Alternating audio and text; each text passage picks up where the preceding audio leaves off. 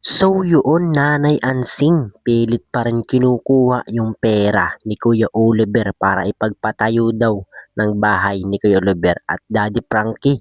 Sinugod ni Ansing sa bahay. So talagang gustong-gusto na nga po ni Ansing na magkaroon ng bahay. Etong si Kuya Oliver at alam naman po natin na hindi pa nga po siya masyadong magaling at babago pa nga lang po nakaka-recover etong si Kuya Oliver. So sabay-sabay po nating alamin ang nangyayari kay Kuya Oliver at Nanay Ansing mga kababayan. Pero bago po yan, isa munang mapagpalang araw at gabi sa mga solid viewers po diyan ni Daddy Frankie, mga silent viewers at mga OFW po natin dyan. Kumusta po kayo mga kababayan?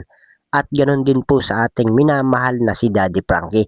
Mega love shout out po sa inyong lahat at sana po ay marami pa po kayo matulungan mga kababayan na hirap at kapos sa pangangailangan at ingat po kayo palagi. At so yun na nga po mga kababayan, ngayon nga po ay ating pag-uusapan ang nangyayari ngayon sa magkapatid na si Kuya Oliver at Nanay Ansing.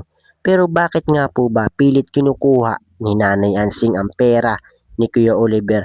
So yan po yung ating bibigyan ng reaksyon ngayon dito sa The Caters Vlog mga kababayan. So yun, talagang gustong-gusto talaga ni Nanay Ansing na gamitin yung pera ni Kuya Oliver para ipagpatayo ng bahay ni Kuya Oliver at gusto nga po nitong mangyari mga kababayan sa tabing bahay nga po ni Nanay Ansing patayuan itong si Kuya Oliver. Pero mga kababayan, ito nga pong si Kuya Gigi hindi nga po siya pumayag sa gustong mangyari ni Nanay Ansing at alam naman daw po niya na pababayaan lang daw po niya itong si Kuya Oliver. At syempre dahil nga po sa nangyaring ito medyo napataas na nga po ang boses itong si Daddy Frankie. So tama naman po yung sinasabi ni Daddy Frankie na marami nga po ang magagalit sa kanya kung sakali nga po na ibibigay yung pera ni Kuya Oliver kay Nanay Ansing mga kababayan. So alam naman natin na itong pera nga po ni Kuya Oliver galing nga po ito sa mga sponsor at yun nga po ay para kay Kuya Oliver nga lang po.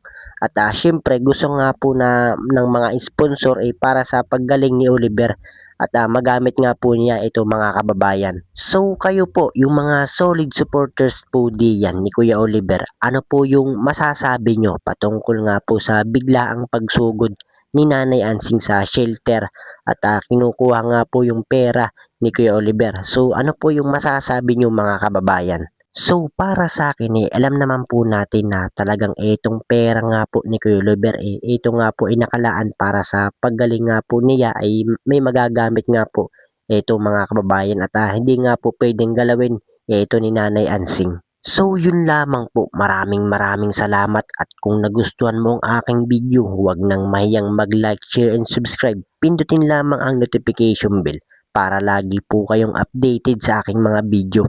At paalala din, tapusin po muna ang video para alam po natin ang ating i-comment mga kababayan. At gaya nga po ng lagi kong sinasabi sa inyo na suportahan po natin ang nag-iisang Daddy Frankie at alam naman po natin na napakaganda nga po ng kanyang pinapakita, mga pagbibigay saya at tulong sa ating mga kababayan suportahan po natin at imaraton mga kababayan nang sa ganun marami pa po siya matulungan at syempre ganon din naman po ang kanyang may bahay na si Aling Rochelle. Huwag po sana tayong magsasawang sumuporta sa kanila mga kababayan.